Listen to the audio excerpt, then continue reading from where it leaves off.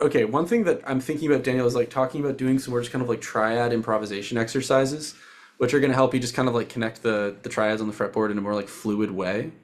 Is that something that sounds like it would be interesting and useful for you? Yeah, yeah. I'm curious what your thoughts are on that. I've got some of my own things that I've stumbled upon, but I'm curious what your system is there.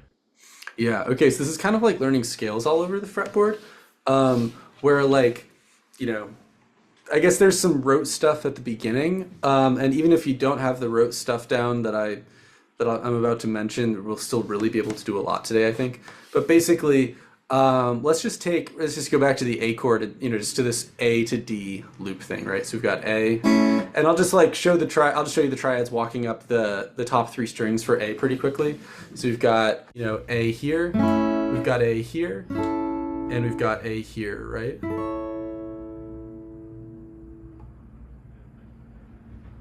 And I can walk you through another kind of fast way to find those three, if that would be interesting for you. Do you want the kind of just like fast way to find them if you're missing that? Only if it's not the caged system. I don't think it's the caged system. Okay. I mean, kind of. I haven't really studied the caged system, but that's fine. It's just it's a divisive topic. But okay, yeah. I feel like what I know is like kind of similar to the caged system. I don't know. It's like whenever you stick the name system on something, and you kind of turn it into a religion. Yeah, you get some stuff and you miss some other stuff. But basically, like for this first triad, it's just literally the top three strings of an open A chord. Maybe this is kind of caged-ish. For the next voice, like, what's the word? Where you turn it, inversion. Okay. So this is like not an inverted A chord. It's just 1 3 5, and then we have 3 5 1, and then we've got 5 1 3, and all of these are just related to open A chord that's like a root 6 bar chord, and then A chord that's like a root 4 bar chord. And so that's a way that you can visualize it, which will help you find it more quickly. So I'm just going to have you play through those three triads a few times. Just the yeah. Just on the top three strings. Oh, gotcha. Yeah. Oops. Ooh. There you go. I'm tempted to do this position, but that's Yeah.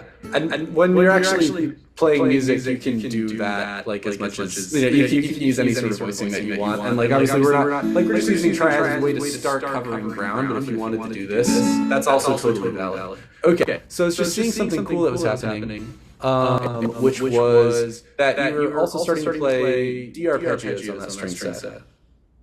Maybe by accident, but okay. Yeah, I think I got confused because of the shape.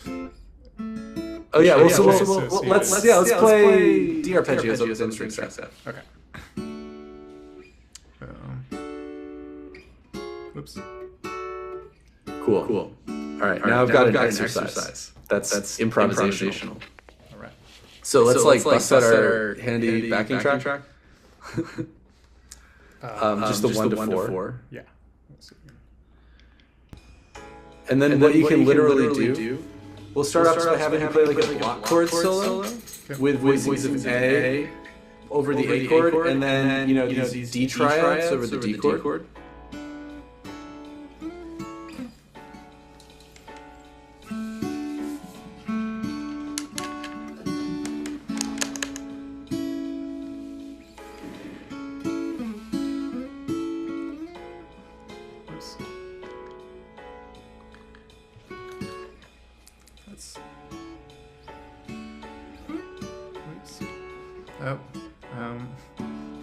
Getting a little bit lost. Oh no. Okay. So that's what we can reduce. Okay, so if we're getting lost, a quick solution is to reduce the amount of information that we're working with. And I don't think changing tempo here is going to be a big deal. But what you can do is just work by regions of the fretboard, right? So just A over to D, and you can just practice moving back and forth between these two. And switching between the voicings is tricky right now. Another thing that you can do, I was going to suggest this is the next step, but I think you can do first, is start arpeggiating those voicings. So, for example, I'll throw out my left one. Sorry, already. Yes, I'll just play a little bit like and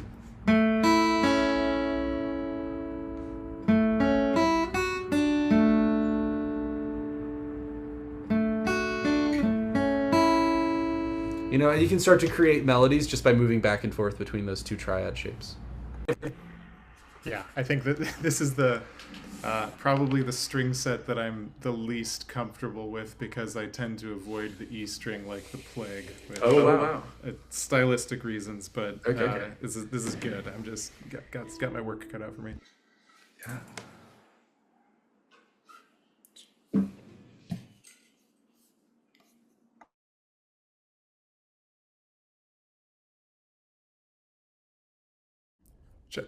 Did you want me to actually do this again? Oh yeah. Okay, sorry. I was just going to do that. Actually, no. Well, yes.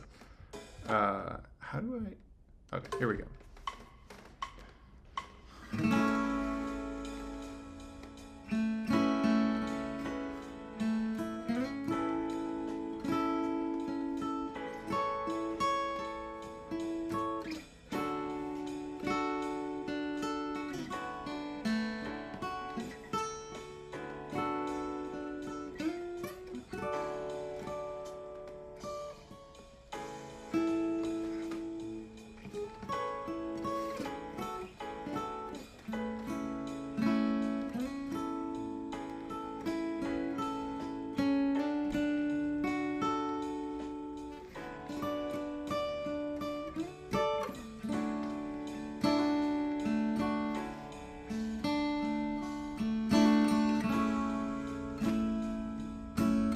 Okay, cool. I'm going to jump in here for a second.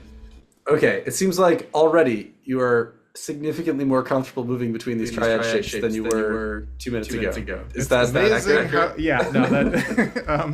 It's amazing with just like a little bit of like encouragement and like a box to like give a little bit of structure rather than having, the infinity of the fretboard to get lost in.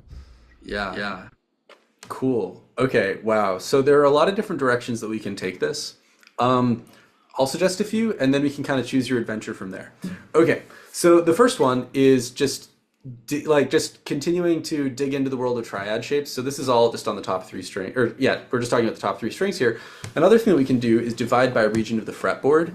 And so, for example, we could try to, expand expand the string sets that we're using, but limit the frets. So we could just do,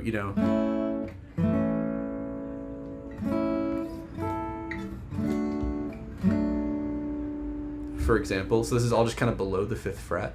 We could try to just use the middle of the fretboard and add one string set at a time.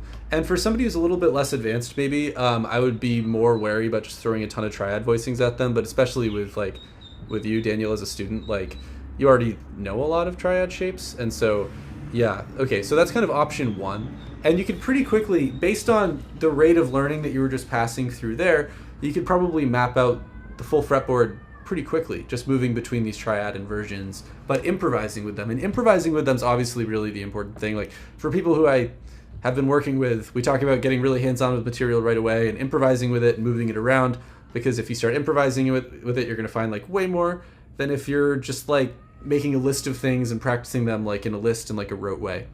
So obviously improvising with them. So that's going to be a way that you can start kind of working through all these triad shapes all over the fretboard. The other thing that comes to mind is if we start to improvise, or we start to mix in improvising in the scale up and down the string with triad shapes. And so here's an example for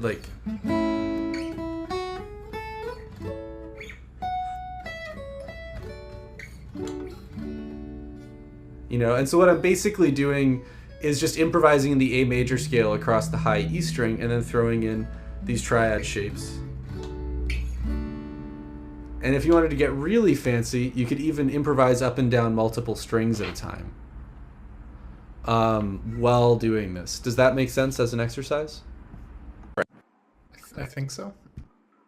All right. Let's Okay, well, does the improvising with triads in a way that's limited, like limiting the fretboard into sections, but moving across string sets make sense? Yeah, and that's that. I think the revelation for this for me is doing that, but while changing chords. I've done it before, like to death for.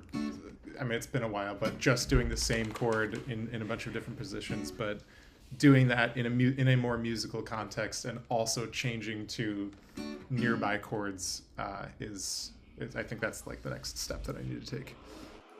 Cool. All right. So if it's making sense in a like playing across the fretboard way with triad voicings, let's try mixing in some like scalar melody stuff. And so yeah, maybe just to start, I'll just have you improvise over this, this backing track, this 2-chord progression, just on the high E string.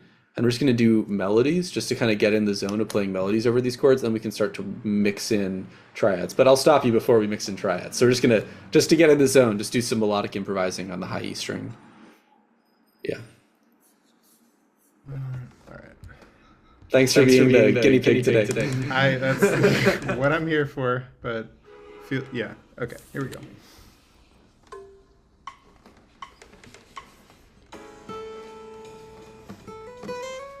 Oh, could we also see the guitar? Oh yeah, sorry, I just moved so I can take notes. Redo this. Okay.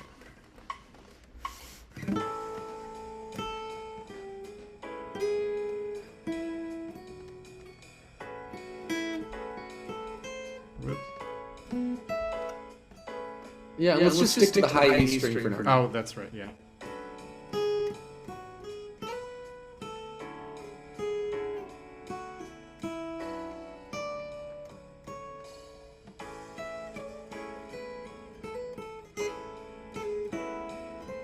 Oops.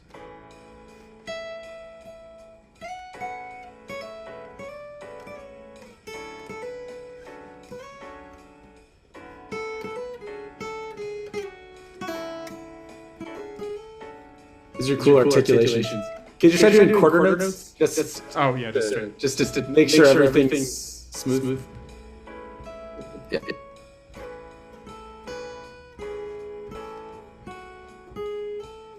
I'll try.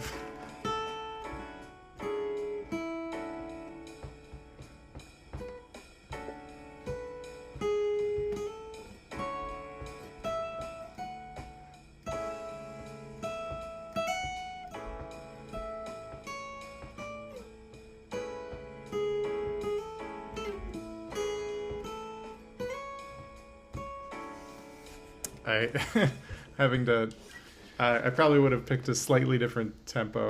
Yeah, we can slow it down. But that's okay. Yeah.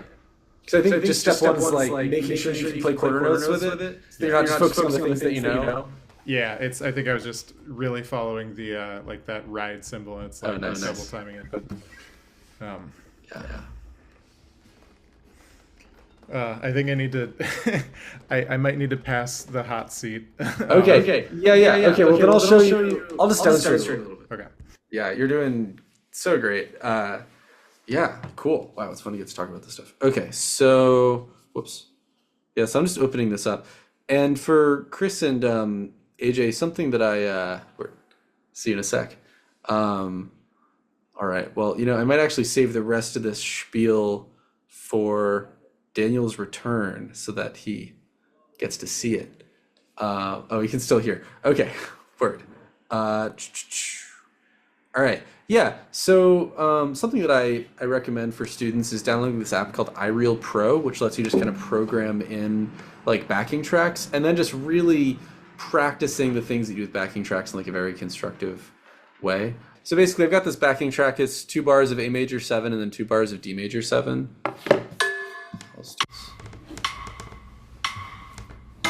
And I'm just going to try improvising on the high E string.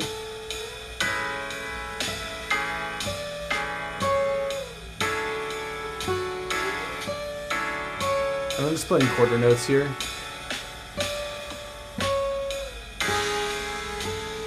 Okay, so my idea is that once you can do this, and this is a pretty slow tempo, maybe play some eighth notes.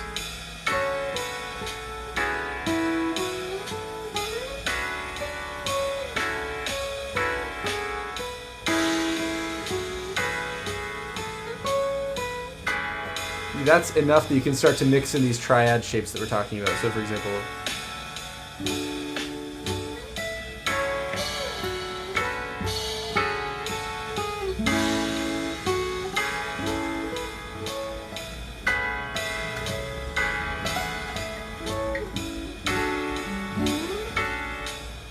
yeah.